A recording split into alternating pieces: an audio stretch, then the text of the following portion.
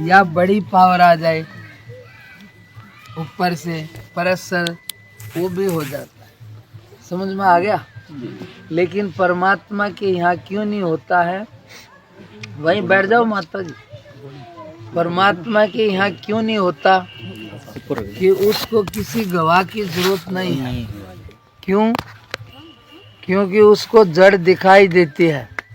तुम तो क्या बोलते हो कि जड़ दिखाई नहीं देती, उसको जड़ दिखाई देती है। जड़ यानी मूल। उसके सामने फिल्म है, किस आदमी ने क्या किया, तो किसी गवाह की जरूरत नहीं है। दूसरे, उसको कोई लोभ लालच नहीं है। तीसरे, उसके ऊपर कोई नहीं है, प्रेशर डालने वाला नहीं है। अंडरस्टैंड? तो इसलिए समझ गए ना? तो ये बात इतनी हो गई। अब इसके आगे क्या होता है? परमात्मा की व्यवस्था में गलत नहीं होता। तो जो आदमी दुखी है तो उसका कोई पाप कर्म है, और कोई सुखी है तो उसका पुण्य कर्म है। ये बात अलग है कि उसको दिखाई नहीं दे रहा। किसी को चाहे सिर में दर्द है, किसी को पाँव में दर्द है, तो उसके पीछे भी कोई ना कोई कारण है। ये अलग बात है कि उसको दिखाई नहीं देता। अब वही जज है, उसने न्याय कर दिया, गलत भी हो जाता है, लेकिन वही जज से प्रार्थना करो, अपील लगाओ, तो वो छूट भी कर देता है ना। 100 की सजा 80 में कर दे, कई बार माफ भी कर दे। चलो भाई, अपील पर छोड़ दिया।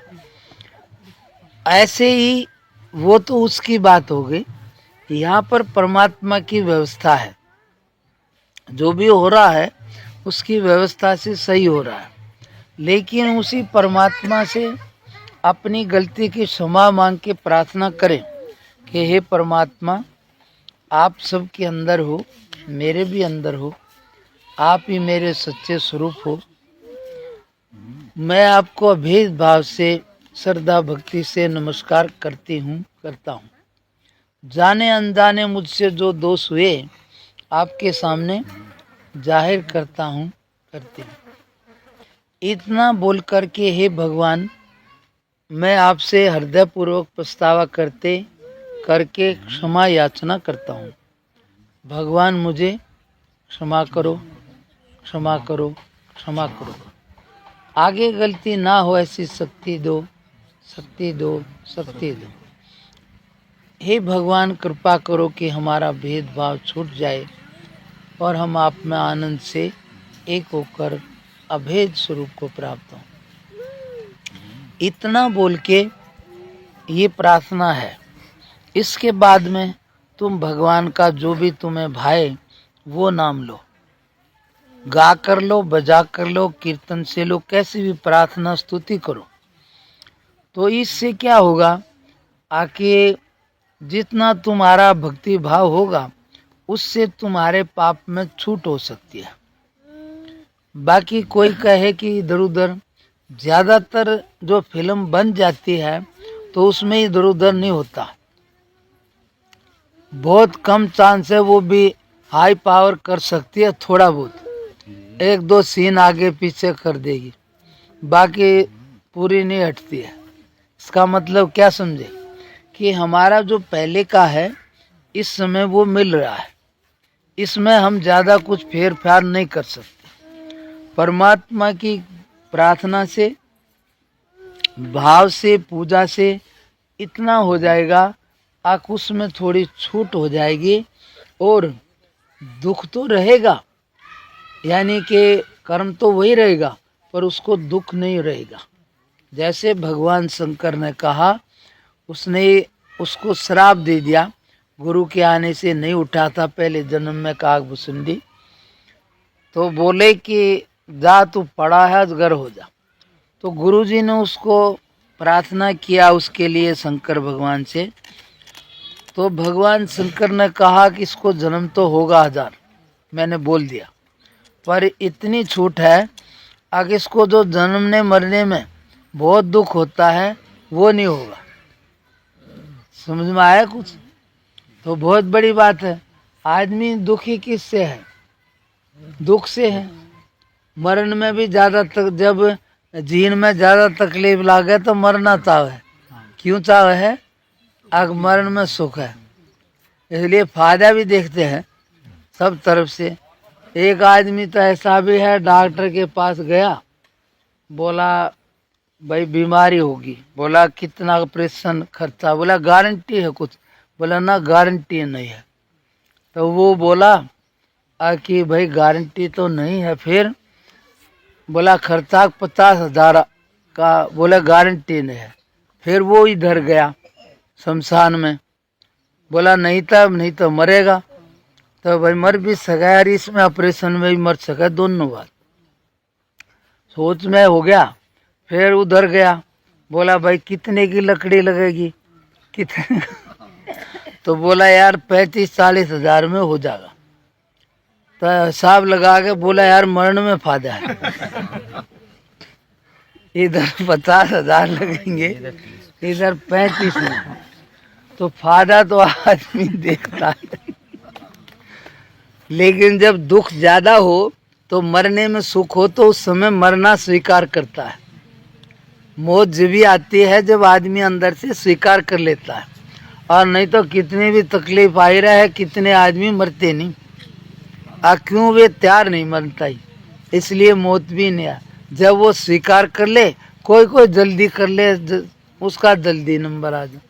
तो इसमें जो समझने की बात आई कि कोई भी चीज़ है तो उसके पीछे कोई ना कोई आधार है।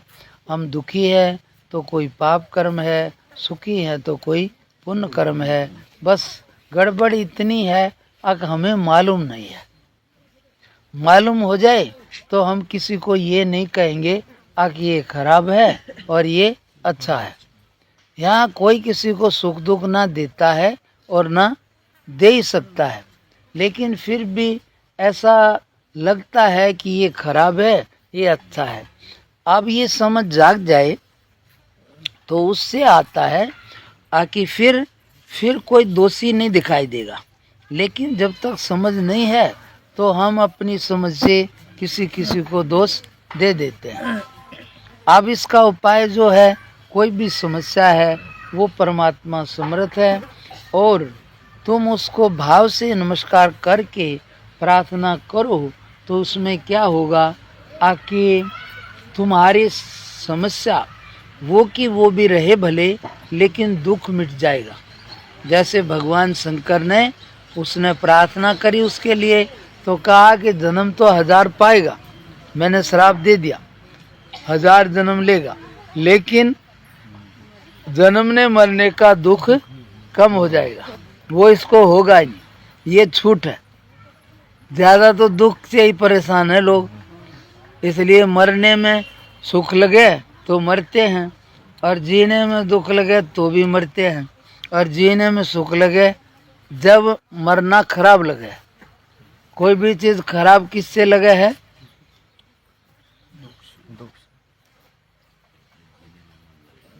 हाँ बताओ, हमारा गुरु होगा।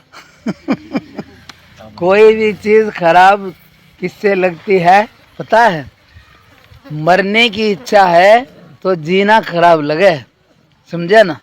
और जीने की इच्छा हो तो किससे लगे? इच्छा से। तो चाहना से ही कोई भी चीज़ अच्छी बुरी है, बाकी अच्छा और बुरा कुछ नहीं है यहाँ पर। अभी बारिश हो जाए तो करेसर वाले अरे यार तो वे दुखी हो जाएंगे, और जिसका खेत में पानी नहीं लग रहा हो वो अरे वाह भगवान बड़ी सुन ली। बाकी बारिश तो वही है, पर जिसको जरूरत है उसको अच्छी, और जिसको जरूरत नहीं उसको खराब। परमात्मा की व्यवस्था में कुछ भी अच्छा और खराब नहीं है, ये तो आदमी की अपनी चाहना है, इसी से ये अच्छा बुरा कर बैठ सोचता है। बाकी जो बात कुछ भी ये है कि पहले का जो है वो अभी मिल रहा है, और अब का है वो आगे मिलेगा। कोई ये सोचे कि आज ही मैं बाबा जी या भगत बन जाऊं तो जल्दी नहीं होगा। क्यों? क्योंकि पहले जो भरा है वो ही निकलेगा, अब जो भरोगे वो आगे निकलेगा। इसलिए अब उसमें अभी भाव करेगा तो आगे जाके उसका नंबर आएगा। पहले जो भाव किए थे आज आ रहे हैं। अब जो किसी की भी कोई भी समस्या है तो उसका यही है जो सर्व समर्थ है परमात्मा सबके अंदर है, तुम्हारे अंदर भी है। उसको भाव से अपनी गलती की क्षमा मांग के और उसका नाम लो, प्रार्थना करो तो उससे छूट हो सकती है। मेरी बात समझ में आ गई कि नहीं? किसी को नहीं आई हो तो दोबारा बोलो। आ गई ना? हाँ, इसलिए ये बात है, मैंने थोड़े में बोला। और तुम सब इसी गांव के हो ना? अच्छा, बाहर के हो। अच्छा, ठीक है, ज्यादातर इसी गांव के हो। आजकल इस गांव के माताएं तरक्की पर हो गई है। आजकल कोई आदमी नहीं दिखाई देता इस गांव का। सीताजी का माता जी